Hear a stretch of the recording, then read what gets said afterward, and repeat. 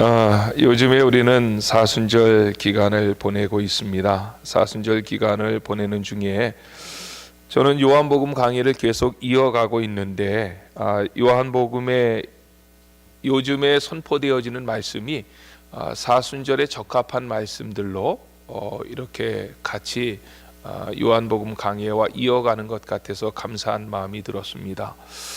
가끔 이 강해 설교를 하다 보면 이 고난 주간 때 예수님의 탄생 부분이 나와서 이렇게 당황하게 하기도 하는데 그래도 이번에 요한복음은 예수님의 이 고난 기간에 우리가 그 고난을 더 깊이 묵상할 수 있는 부분이라 한결 설교해 나가기가 쉽습니다. 저는 새벽 기도회가 끝나면 요 근래에는 자주 많이 못 갔는데 가끔 세마대를 올라갑니다. 세마대를 올라가서 1시간 내지 1시간 반 이렇게 등산을 하게 되는데 이제 빠른 걸음으로 1시간 이상 이렇게 등산을 하다 보면 얼굴에 그 땀이 이렇게 송이송이 맺히게 됩니다. 그런데 세마대에 가신 분들은 알겠지만 그 내려오는 즈음에 약수터가 있습니다. 그러면 항상 그 약수터에 들리는데 그 약수터에 들리면 조그만 바가지가 하나 걸려 있고 그래서 그 바가지를 가지고 얼굴을 적시고 물을 한 모금 먹으면 온 몸이 다 시원해지는 것 같습니다. 그때마다 늘 입으로 되새기는 말이 있는데 세상에서 제일 맛있는 게 물이다. 물이 그렇게 맛있더라고요. 우리 인간은 이 의학적으로 봐도 신체가 물로 거의 다 이루어졌다 그럽니다. 특별히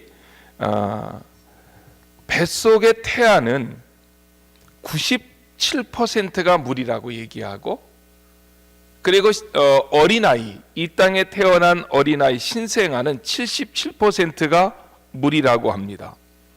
어른들은 70%, 성인은 60%, 노인이 되면 이 몸에 한 50%가 물이라고 합니다.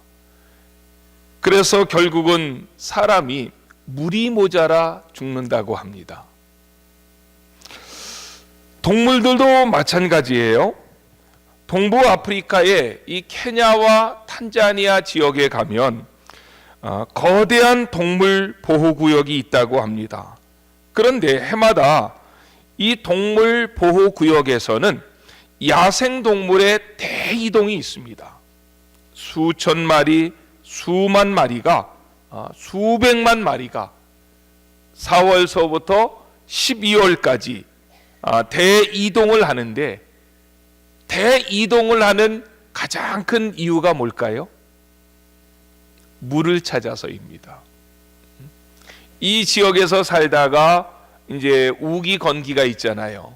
그래서 우기 때는 물이 있으니까 사는데 건기가 되어서 물이 없어지면은 물이 있는 지역으로 약 3,200km를 이동한다고 합니다.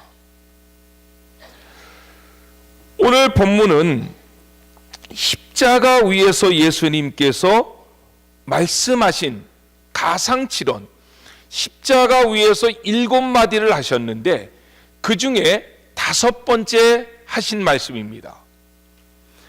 우리 성경에는 내가 목마르다 이렇게 되어 있는데 원어 성경은 이게 딥소라고 하는 한마디로 되어 있습니다.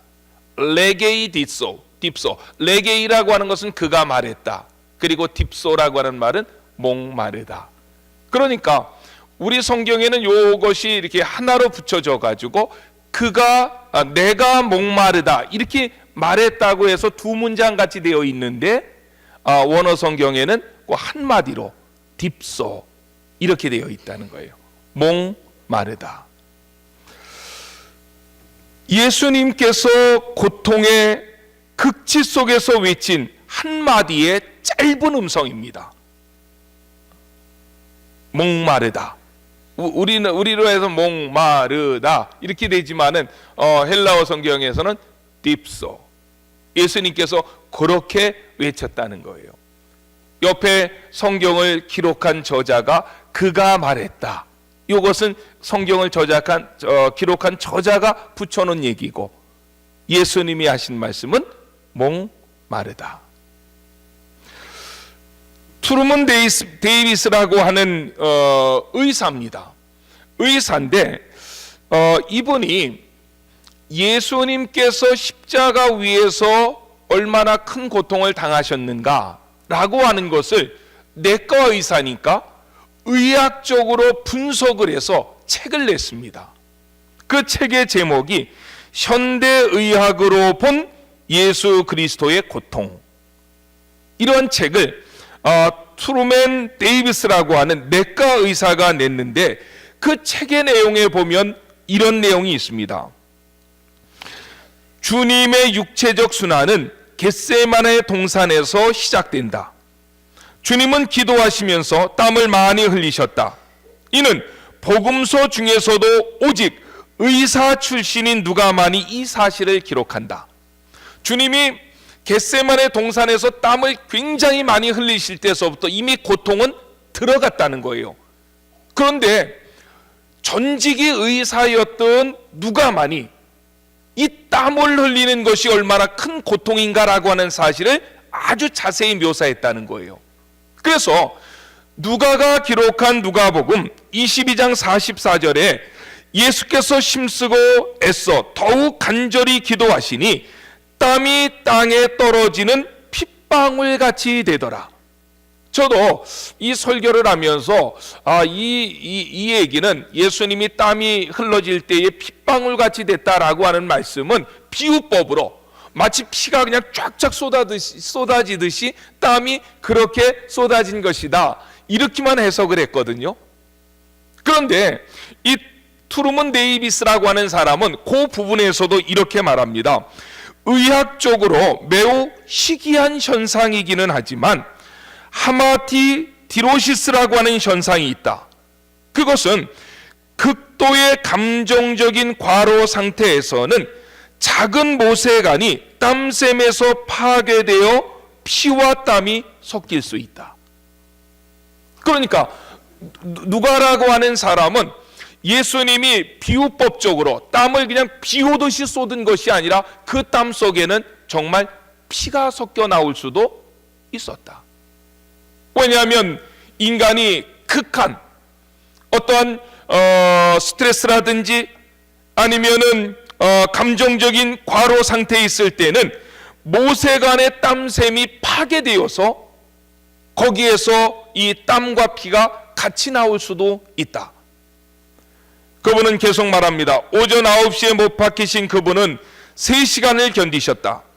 정오에 갑자기 내리덮인 캄캄한 어둠 속에서 그분은 이렇게 아파하셨다.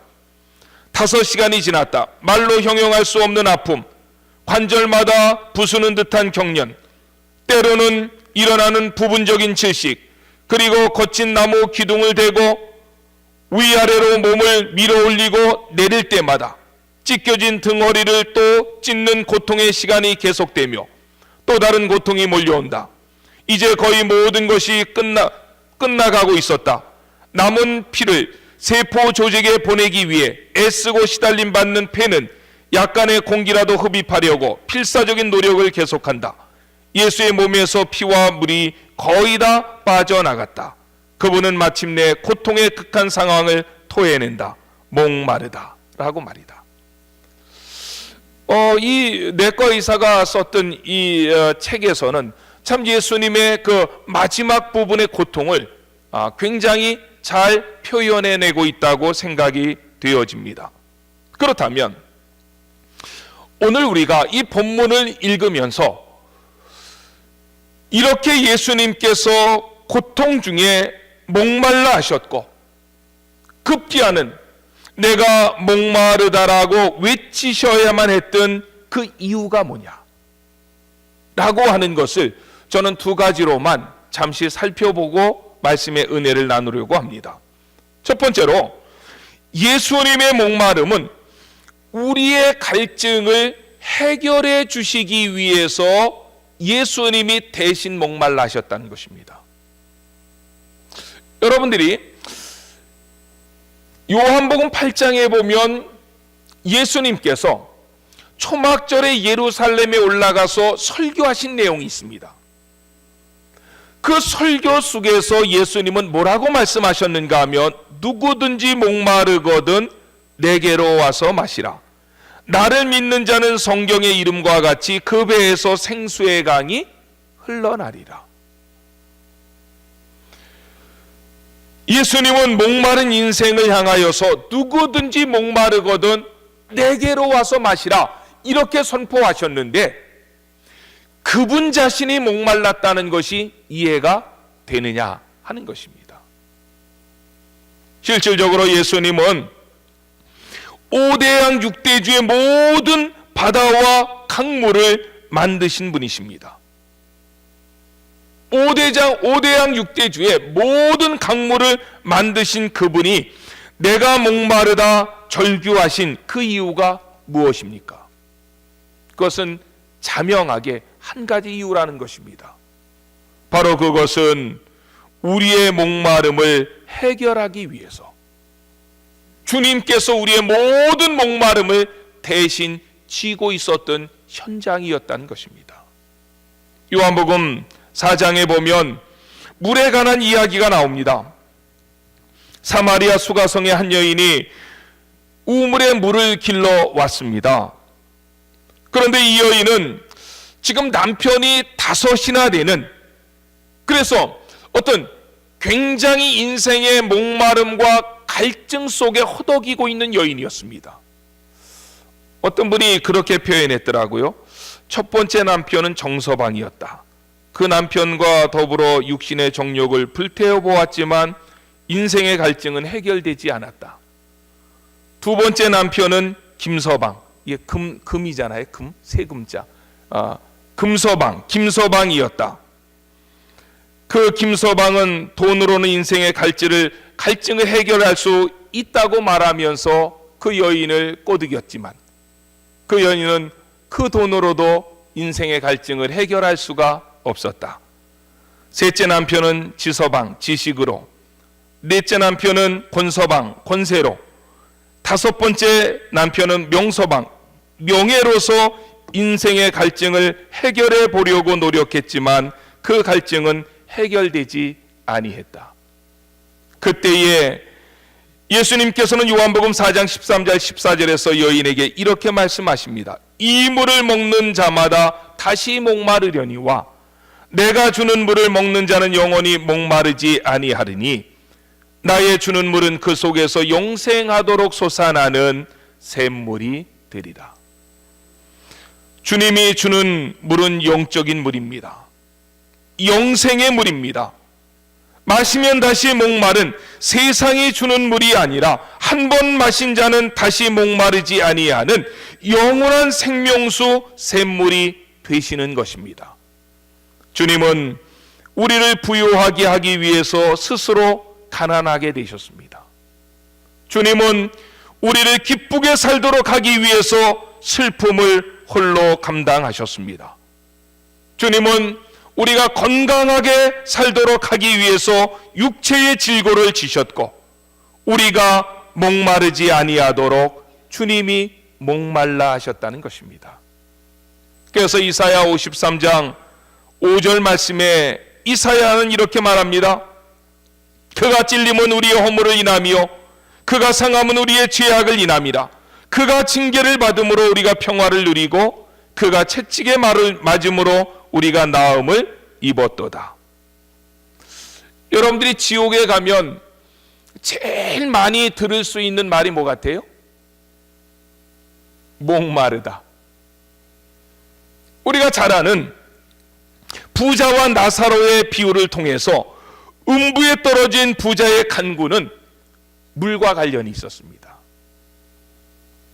지옥에서 심한 고통을 당할 때에 그 부자는 아버지 하나님 옆에 있는 아브라함을 부르면서 이렇게 말합니다. 아브라함이여 나를 긍휼히 여기사 나사로를 보내어 그 손가락 끝에 물을 찍어 내 혀를 서늘하게 하소서. 내가 이 불꽃 가운데에서 고민하나이다.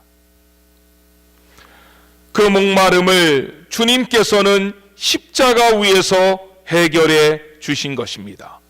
그러므로 우리가 그 예수 그리스도를 믿고 들어가게 될 천국에는 목마름이 있을까요, 없을까요? 목마름이 없습니다. 요한계시록 7장 16절 말씀에 보면 그 천국에서 저희는 다시 줄이지도 아니하고 다시 목마르지도 아니하리로다. 요한계시록 21장 6절에 보니까 또 내게 말씀하시되 이루었도다. 나는 알파와 오메가여 처음과 나중이라. 내가 생명수 샘물로 목마른 자에게 값없이 주리라. 요한계시록 22장 17절에서는 성령과 신부가 말씀하시기를 오라 하시는도다. 듣는 자도 오라 할 것이요 목마른 자도 올 것이요 또 원하는 자는 값없이 생명수를 받으라 라고 말씀했습니다. 이 땅을 살아가는 우리 모두는 참 세상의 많은 것들에 목말라 하고 있습니다. 그런데 세상의 많은 것들은 우리의 갈증을 잠시는 그 갈증 가운데서 우리를 해방시켜 줄 수 있는지 모르지만 우리 인생의 영원한 갈증을 해결시켜 줄 수 있는 분은 예수 그리스도밖에 없습니다. 그리스도에게로 오십시오. 주님께서 우리의 목마른 갈증을 해결해 주시고 우리를 하나님의 나라 천국으로 인도하실 텐데 그 천국에는 이제 다시 영원히 목마름이 없는 아름다운 곳인 것을 요한계시록에서는 우리에게 자세히 설명해 주고 있다는 것입니다. 두 번째로 생각해 볼 수 있는 것은 예수님께서 왜 목말라 하셨는가 라고 하는 것은 목마르다 이렇게 외치신 그 의미가 있다는 거예요. 그것은 성경의 예언을 성취하게 하시려고 했다는 거예요. 오늘 본문 말씀 28절에 보십시오. 28절 말씀에 보면 이후에 예수께서 모든 일이 이미 이루신 줄 아시고 성경으로 응하게 하려 하사 가라사대 내가 목마르다 하시니. 그러니까 예수님께서 정말 목말라서 목마르다 이렇게 얘기할 수 있었을 거예요. 그렇죠? 온 몸속에 있는 물과 피를 다 쏟았는데 왜 목이 안 말랐겠습니까? 그런데 성경 저자는 예수님이 목이 말라서 목마르다라고 외친 것뿐만 아니라 예수님은 성경 말씀을 응하게 하시려고 그 말씀을 하셨다는 거예요. 그렇다면 여기에 대한 성경 말씀이 어디에 있습니까?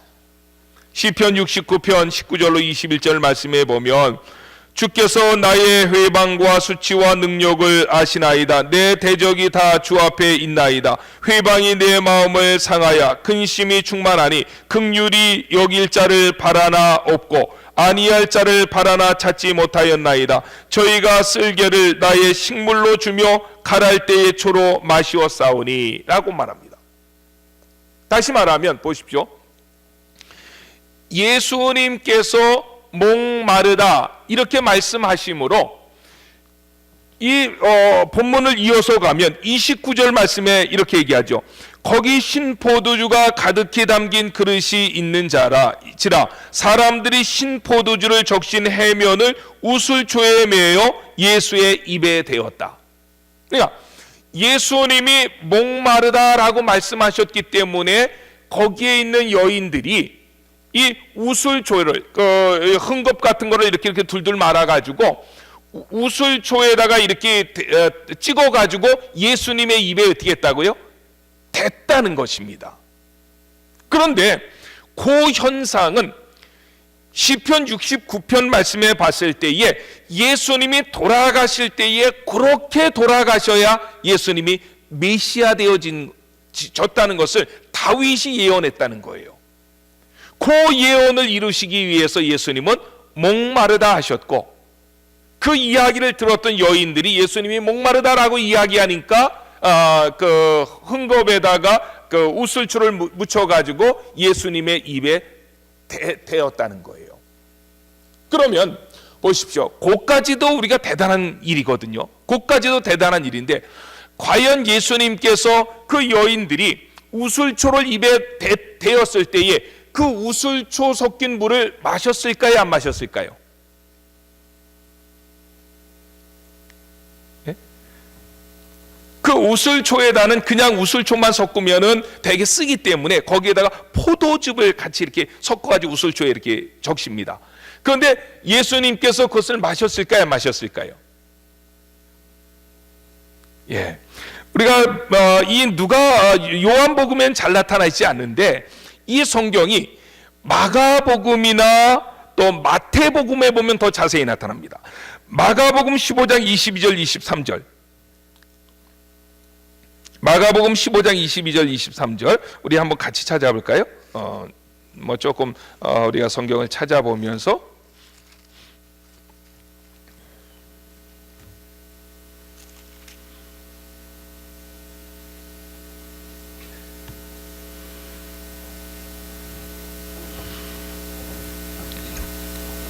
마가복음 15장 22절 23절 우리 같이 봅시다. 시작. 예수를 끌고 골고다라 하는 곳, 번역하면 해골의 곳에 이르러 모략을 탄 포도주를 주었으나 예수께서 받지 아니하시니라. 모략을 탄 포도주를 이렇게 그 흠겁에 묻혀가지고 예수님의 입에 대었지만 예수님께서는 그 포도주를 받지 아니했다라고 하는 말은 마시지 아니했다라고 하는 말이죠. 그렇죠? 그것을 조금 더 표현하고 있는 성경이 마태복음에 있습니다. 마태복음 27장 33절로 34절. 마태복음 27장 33절로 34절 우리 같이 한번 읽어봅시다. 시작. 마태복음 27장 우리 다 한번 찾아보시고 읽어보겠습니다. 마태복음 27장 33절로 34절 말씀 같이 한번 보겠습니다. 시작. 골고다 즉 해골의 곳이라는 곳에 이르러 쓸개탄 포도주를 예수께 주어 마시게 하려 하였더니 예수께서 맛보시고 마시고자 하지 아니하시더라 라고 했습니다. 자, 이 마가복음 15장이나 마태복음 27장 말씀에 보면 예수님이 목마르다라고 했더니 여인들이 어떻게 했다고요? 쓸개탄 포도즙을 이렇게 찍어가지고 십자가는 높이 달려 있으니까 나무 이렇게다가 앞에 그 솜이라든지 옷가지를 이렇게 해서 찍어줘가지고 예수님 입에 대었는데 예수님께서는 그것을 입에만 대고 마시지 아니했다. 이게 마가복음과 마태복음의 저자의 기록이라는 거예요. 그런데 왜 예수님께서 그 마시지 아니했다라고 하는 것이 그렇게 중요하냐 이거예요. 그 마셨는지 안 마셨는지 어떻게 알아요? 그거 되게 아주 세세한 부분이잖아요. 아니 좀 마시면 좀 어떠고 또 안 마시면 또 어때? 근데 의도적으로 마태복음과 마가복음에서는 예수님께서 그것을 입에만 대셨지 마시지 아니했다라고 하는 것을 강조해서 표현하고 있다는 거예요. 그러면 그 의도가 뭐냐는 것입니다. 그 의도가 뭘까요? 왜 예수님께서는 그 주셨지만은 마시지 아니했을까요? 그거는 예수님께서 최후의 만찬을 하시면서 했던 말 때문에 그렇습니다. 예수님께서 최후의 만찬을 하시면서 마태복음 26장 26절로 29절에서 이렇게 말하지요. 이것은 죄사함을 얻게 하려고 많은 사람들을 위하여 흘리는 바 나의 피 곧 언약의 피니라. 그러나 너희에게 이르노니 내가 포도나무에서 난 것을 이제부터 아버지의 나라에서 새 것으로 너희와 함께 마시는 날까지 마시지 아니하리라. 만약에 예수님께서 십자가 위에서 그 포도즙을 마셨다면 예수님의 방금 전에 했던 말은 이게 틀렸다는 거예요. 그러니까 여기서 우리가 배울 수 있는 그 교훈이 뭐냐 하면 여러분들이 십자가에 달려보셨습니까? 저도 그런 고통 못 당해봤잖아요. 이건 누구를 생각할 수 있는 겨를이 아니었다는 거예요. 몸이 찢어지고 몸속에 있는 물과 피가 쏟아져 내리고 그 십자가 밑에서는 사람들이 비웃고 조롱하고, 그런 상황에서도 예수님은 무엇을 생각했느냐 하는 것입니다. 그것이 바로 하나님의 말씀이라는 거예요. 죽어가는 그 순간에서도 하나님의 말씀을 응하게 하시려고, 이제 내가 죽을 때가 다 됐는데 여자들이 이게 해용에 이렇게 묻힌 거를 대줘야 되는데 대줄 생각을 안 하니까 어떻게 해야 돼요? 목마르다 이렇게 해야 여자들이 거기서 우슬초와 이 포도즙에 적신 그것을 입에 대줄 거 아니에요. 그렇게 함으로써 예수님께서는 시편 69편에 다윗이 예언했던 그 예언을 성취하셨다는 거예요. 그런데 마시지 아니했던 그 이유는 뭐예요? 바로 전날 밤, 십자가에 못 박혀 돌아가시기 전날 밤에 제자들과 말씀하시면서 이 포도즙을 제자들에게 주면서 내가 포도나무에서 난 것을 이제부터 내 아버지의 나라에서 새 것으로 너희와 함께 마시는 날까지는 다시 마시지 아니하리라. 예수님께서 그 포도즙은 어디에 가서 다시 마셔야 돼요? 하나님의 나라 천국에서.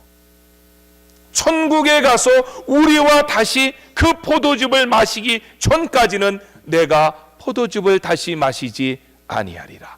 이 말씀을 예수님은 생각하시고 그 극한 고통에서 경건한 여인들이 예수의 입에다가 그 우슬초를 이렇게 섞은 포도즙을 입에 대 주었지만 예수님은 그것을 입에는 대었지만 입술이 타니까 입에는 대었지만 그 포도즙을 마시지는 아니했다. 성경은 그렇게 이야기하고 있다는 것입니다. 오늘은 굉장히 짧은 성경 구절입니다. 딥소, 목마르다 라고 하는 이 말씀 속에서 예수님이 목마르셨던 것은 그분은 하나님의 아들로서 온 우주와 만물을 창조하실 때에 그 창조의 사역 가운데 동참하심으로 5대양 6대주의 모든 이 세상의 물을 만드신 그분께서 목마르셨던 오직 한 가지 이유는 우리 인생이 살아가면서 당하는 그 목마름을 주님이 다 홀로 담당하셨다는 것입니다. 그러므로 이제 주님께로 나아가면 다시는 목마름이 없는 축복이 우리에게 은혜로 주어진다는 것이지요. 더 중요한 것은 그분은 죽는 그 순간까지도 하나님의 말씀을 붙잡았고 하나님의 말씀을 이루시려고 발버둥했던 모습 속에서 우리는 하나님의 말씀을 이 장기판의 쫄과 같이 여길 때가 얼마나 많습니까?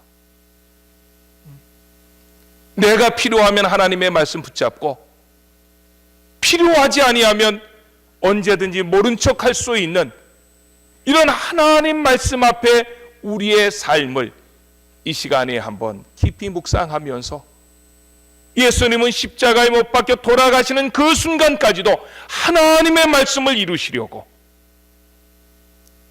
여인들이 그 입에다가 우슬초를 담은 포도즙을 대줘야 되는데 안 대주니까 목마르다 이렇게 외치셨고 여인들이 그 이야기를 듣고 그 입술에 우슬초를 섞은 포도즙을 입에 대었을 때에 그 전날 밤에 내가 다시는 새 포도즙을 너희들과 함께 하나님의 나라에 가서 마시기 전까지는 다시는 마시지 아니하리라 이 말씀을 지키기 위해서 삼키지 아니하셨고 그냥 대기만 하셨다 라고 하는 이 말씀 속에서 하나님의 아들 예수님께서 우리의 구원을 이루시기 위해서 마지막 순간까지 그 말씀 앞에 철저히 순종하셨던 그 예수님의 모습을 한 주간도 깊이 묵상하시고 그 주님을 본받아 살아갈 수 있는 저와 여러분들 되시기를 주의 이름으로 축원합니다. 이 시간 같이 한번 기도합시다. 오늘은 딥소 목마르다라고 하는 예수님의 십자가 상에서 5번째 말씀을 가지고 우리가 말씀을 생각했습니다. 하나님, 우리는 목마른 세상 가운데 살고 있습니다. 정욕에 목마르고 돈에 목마르고 권세에 목마르고 명예에 목마르고, 그러나 그 무엇 가지고도 우리의 목마름을 영원히 해결할 수 없습니다. 우리의 목마름을 해결해 주실 수 있는 분은 오직 예수님밖에 없습니다. 예수님 안에서 참된 자유함을 얻게 해달라고 기도하시고 마지막 순간까지 말씀 앞에서 신실하셨던 이 주님의 모습, 우리가 삶의 현장에서 내 모습 되게 해달라고 우리가 주여 한번 큰 소리로 외치며 간절히 기도합시다.